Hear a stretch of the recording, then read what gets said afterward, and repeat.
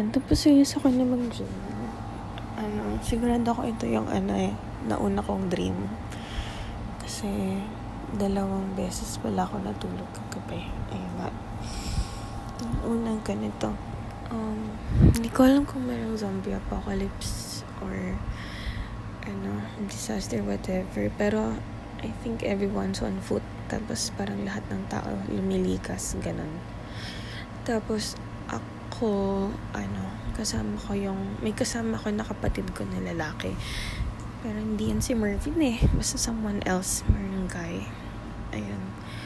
Tapos, I think, naglalakad kami sa bridge, pero hindi sa part ng bridge na dinadaanan ng mga sasakyan. I think sa pinakagilid ng bridge, merong super makipot na kalsada na para sa mga tao. Parang doon kami naglalakad. Tapos, gabi yun. Tapos, parang yellow yung paligid kasi yellow yung lights Yung parang pag nasa UP Diliman ka, pag nagjo-jog, ayun, ganang yellow. Ganon yung kulay. Tapos, medyo hirap maglakad dun sa makipot na path na yun kasi parang ang daming mga nakaharang na gamit, ganon. Parang siguro naiwan ng mga ibang lumilikas, ganyan. Tapos, naka-skateboard ako. Tapos, don't know why, parang ang stubborn ko mag-skateboard. Pag merong area na hindi madaanan, parang itinatabi ko muna lahat ng gamit para makadaan yung skateboard ko. Imbis na bumaba ako sa skateboard, tapos mag-step over na lang. So, parang ganun. Tapos,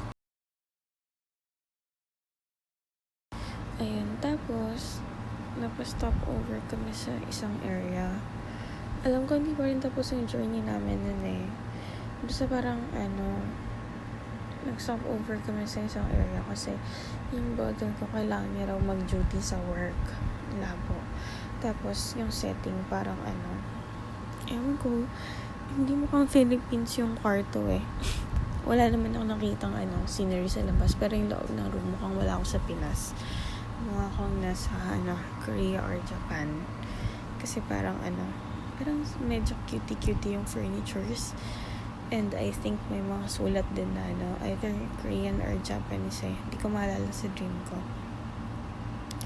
Ayun, tapos parang meron pang sobrang laki na furniture na shelf na yung lalagyan niya 4 lang naman. So basically shelf siya na merong 2 columns and 2 rows na sobrang laki niya kasi laki ng cabinet, ganun.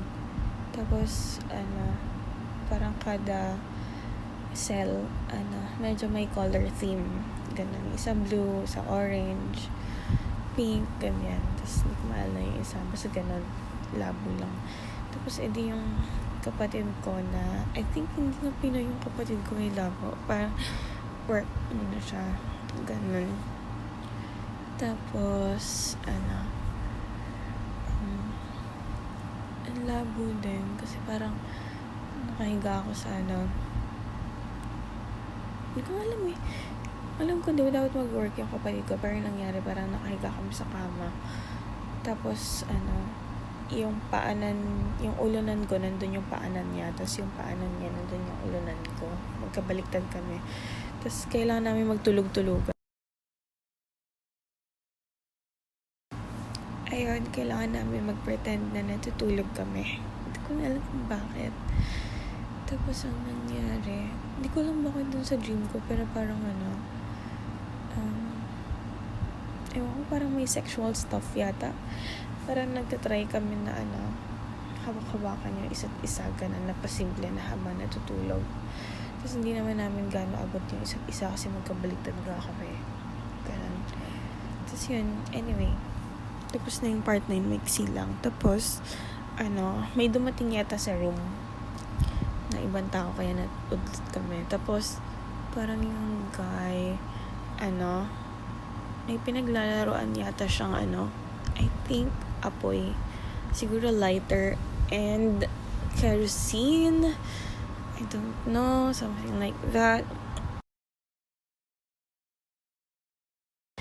Ayun. Tapos, I think, may pa-prank siya na isang guy. Tapos, pinapractice niya yung prank niya, ganun. Tapos, yung ginawa niya, parang nilagyan niya yata ng flammable gas yung loob ng bag. Tapos, parang bigla niyang sisindihan. So, matatakot yung guy na may-ari ng bag. Pero, hindi naman magsaspread yung fire. Like, tipong pagkabukas niya ng bag niya, bigla na lang mag-disappear yung apoy. I think, yun yung effect na tinatry niya i-achieve. So, parang I don't know kung yung bag nakadikit sa kerosene or may kerosene nearby. Pero, parang kumalat yung apoy or ayaw mamatay ng apoy sa loob, parang ganon. Tapos nagsustruggle siya na winawasiwas-iwas niya para mamatay yung fire. And by the way, color green pala yung bag.